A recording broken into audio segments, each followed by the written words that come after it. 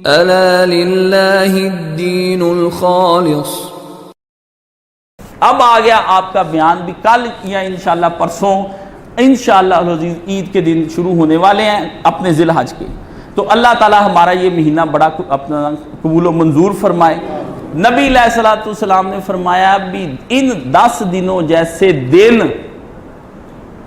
اللہ کے ہاں جس قدر یہ مقبول ہے کوئی اور دن اس قدر مقبول ہی نہیں جتنے یہ دن مقبول ہے۔ ان دنوں میں 9 کے 9 دنوں میں آپ نے روزے ٹکا کے رکھنے ہیں، جتنے رکھ سکیں، 1 رکھ لیں یا 9 جو رکھ گیا وہ تو کمال ہی کر گیا نا بندہ، وہ تو کمال کر گیا۔ 2 رکھ لیں، 3 رکھ لیں، 9ویں کا تو ہر حالت میں رکھنا ہے نا، وہ تو بیمار بھی آپ پڑ جائیں نا 2 سال کے گناہ اللہ کے پیارے نبی صلی اللہ علیہ وسلم نے فرمایا معاف ہو جائیں گے، اور ادھر ہی کرا لو سارے معاف۔ ایک روزہ 6 7 12 10 گھنٹے کا بھوکا رہنا ہے، 2 سال کے گناہ اللہ تعالیٰ کے پیارے نبی نے فرمایا معاف ہو جائیں گے۔ 2 سال کے تم اگر کرتے جاؤ تو 20 سال اگر تمہاری عمر ہو تو 40 سال کے تمہارے ویسے ہی گناہ اللہ تعالیٰ نے معاف کر دینے ہیں۔ اگر 10 سال بھی ہے تو 20 سال کے معاف ہو جائیں گے، اور اس کے ساتھ 9 کا بھی رکھنا، 9 10 محرم کا، اس کے بھی 1 سال کے گناہ معاف۔ اب کتنے ہو گئے ہیں جی؟ اب 3 بلکہ اب 30 سال کے گناہ معاف، اللہ اللہ۔ اور اگر رمضان کے رکھ دیے فرمایا اگلے پچھلے سارے گناہ معاف۔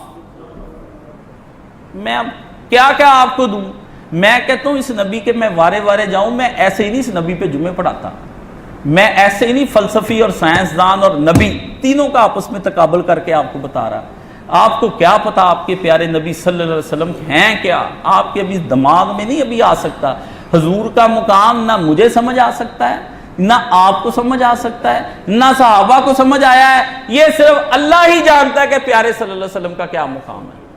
کہ او فقط ذات مرتبہ دان محمدی، غالب نے ایک بڑا پیارا جملہ کہا تھا، غالب سنائے یزداں بے خواجہ، سنائے خواجہ بے یزداں گذاشتیم، اللہ اللہ اللہ۔ ایک ہی شعر اس کا، فارسی کلام اس کا بڑا شاندار ہے، اردو تو کچھ بھی نہیں، فارسی پہ اس نے ناز کی ہے۔ کہتا ہے غالب سنائے خواجہ بے یزداں گذاشتیم، او غالب نبی پاک کی تعریف کو اللہ پہ چھوڑ دے کہ او فقط ذات مرتبہ دان محمدی، کیونکہ اسی ایک ذات کو پتہ ہے سرکار کا مرتبہ کیا ہے۔ کہتا صرف اس کو ہی پتا ہے، باقی تجھ کو مجھ کو کوئی نہیں پتا، نبی پاک صلی اللہ علیہ وسلم کسی کو نہیں پتا۔ غالب سنائے خواجہ بے یزداں گذاشتے، میں کہتا ہوں غالب صرف یقین جانو یہی ایک شعر اگر قیامت کے دن اللہ نے غالب کا شعر پڑھ لیا، آ جا غالب سامنے، کیا کہا تھا تو نے ذرا شعر سنا، تو وہ کہے گا کہ اللہ میں نے پھر اس وقت دنیا کو یہ شعر کہا کہ غالب سنائے خواجہ بے یزداں گذاشتے۔ غالب نبی پاک صلی اللہ علیہ وسلم کا تعریف اور حمد و ثنا اللہ پر چھوڑ دے کہ او فقط ذات مرتبہ دان محمدی، کہ وہی ایک ذات ہے، اللہ تو ہی ایک ذات ہے جس کو پتہ ہے نبی پاک صلی اللہ علیہ وسلم کا مرتبہ کیا ہے۔ ہم کو نہیں مرتبہ، فرشتے بھی نبی پاک کے مرتبے کو نہیں سمجھتے، جبریل کو بھی نہیں پتہ نبی پاک علیہ السلام کا مرتبہ کیا ہے صلی اللہ علیہ وسلم۔ حضور نے فرمایا یہ عرش ہے، عرش اللہ کا، اس عرش کے نیچے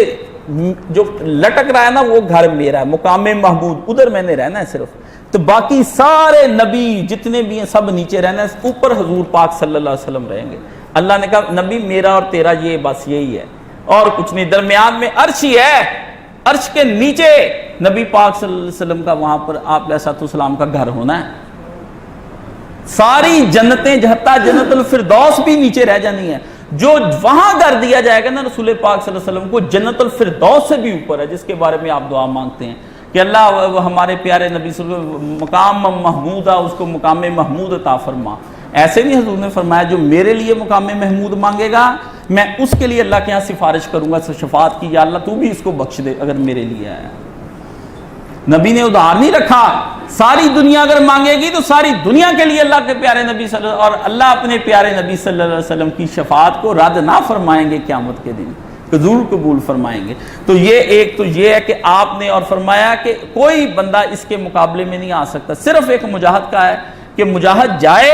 اور سرحد پر اتنا جہاد کرے کہ اپنا مال اپنا گھوڑا سارا کچھ وہاں لٹا دینا اللہ کی راہ میں، وہ اس کے مقابلے میں آ سکتا ہے، ورنہ کوئی آدمی ان دنوں کی جو فضیلت ہے اس دنوں کی فضیلت کے برابر نہیں آ سکتا۔ اس لیے آپ سب نے ان دنوں کے اندر دوسرا کام دوسرا فرمایا ان دنوں کے اندر اتنا تکبر و تکبیر، اس قدر تکبیریں ہی بس پڑھنی ہیں، آپ نے حمد و ثنائی کری جانی ہے۔ یہ 4 کلمے جو حضور علیہ السلام نے فرمایا کہ سبحان اللہ والحمد للہ ولا الہ الا اللہ واللہ اکبر، فرمایا اس جیسے کلمے کبھی اس طرح کے اللہ کے ہاں برکت والے جتنے یہ برکت والے ہیں۔ اور چوتھا کلمہ لا الہ الا اللہ وحدہ لا شریک لہ لہ الملک ولہ الحمد وہو علی کل شیء قدیر، یہ بھی آپ نے دن رات بس سوتے کوئی موبائل نہیں چلانا، کوئی ٹی وی نہیں چلانا، گھر جا کے ٹی وی توڑ ہی دو، بلکہ میرے تو کہنا جا کے بند کر دو یہ جتنے موبائل شبائل اور جتنے آپ نے اپنے گھروں میں وائی فائی آن آف کر دو، بچوں کو بتاؤ، بیویوں کو بتاؤ، یہ بیوی آپ نے جہنم میں نہیں جانا، یہ تو آپ تو بڑی غلط فہمی میں کہ کیونکہ آپ بڑے حاجی ہیں نا، آپ کے بیوی بچوں نے دھکا لگا کے آپ کو جہنم میں لے کے جانا ہے، آپ نیک ہی ہوں گے لیکن اللہ نے پوچھ لینا کہ تیری کفالت میں تیری بیوی اور تیرے بچے نے روٹی کھلاتا تھا، ضرورتیں پوری کرتا تھا، یہ دونوں بدکار رہ گئے، اس لیے ان دونوں کی بدکاری تیرے اوپر ڈال کے تجھے جہنم کے اندر پھینک دینا۔ اس لیے اپنے گھر والوں کی فکر کیا کرو، اپنی بلا کام بھی فکر کیا کرو، فرمایا اس کے لیے۔ اور یہ سمجھ لیں کہ ایسے ہی ہے جیسے لیلۃ القدر آ گئی ہے نا، اسی طرح سمجھ لیں یہ ایام القدر آ گئے ہیں، جیسے لیلۃ القدر نہیں نا چھوڑنی،